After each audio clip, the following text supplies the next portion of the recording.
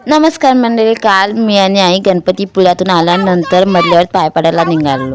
म्हणजे आम्ही 5 वाजता निघालेलो, 3 वाजता गणपतीपुळ्यातून आलो आणि 5 वाजता मधल्यावर जायला निघालो. म्हणजे मी, आई, मावशी, माझी वहिनी, हा आमचा छोटू, अशी 5-6 जण आम्ही एकत्र निघालो. कारण मधलेवाडीमध्ये गणपतीचं मंदिर आहे आणि या दिवशी मंदिरामध्ये सत्यनारायणची महापूजा, हळदी कुंकू आणि महाप्रसाद असतो. तर आम्ही सगळे मिळून मधलेवाडीमध्ये सत्यनारायणच्या पूजेला गेलेलो.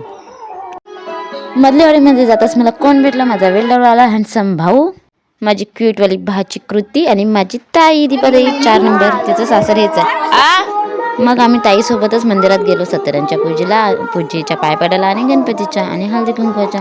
फुलांची रांगोळी पण खूप छान काढलेली होती. माझी ताई सिंपल पण खूप भारी तयार झाली होती आणि माझी भाची तर काय, ती तर खूपच भारी दिसते. ती स्वतःच मेकअप करते आणि स्वतःच तयार होते. गणेश मंदिरातील ही गणपती बाप्पाची मूर्ती आहे. मग आम्ही पाया पडलो गणपतीच्या आणि मग सत्यनारायणच्या पाया पडून हळदी कुंकाच्या पाया पडायला गेलो.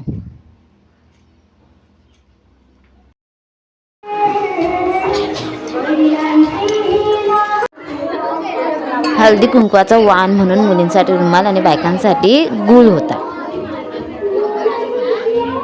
हे वाण होतं. तीर्थ प्रसाद आणि तिळगुळ घ्यायला मग आम्ही बाहेर आलो. तीर्थप्रसाद घेतल्यानंतर आम्ही महाप्रसाद घ्यायला गेलेलो. महाप्रसादामध्ये वांग, बटाटा, वरण्याची भाजी, भात, डाळ, लोणचं, पापड, जिलेबी एवढं सगळं होतं आणि महाप्रसाद ना खूप मस्त होता. आम्ही पोटभर खाल्लं. पण जेवल्यानंतर चढाव चढल्यावर ना लय हैराण व्हायला त्याला. मग माझा हा छोटूसा ब्लॉग इथे संपते. भेटूया पुन्हा. चलो बाय.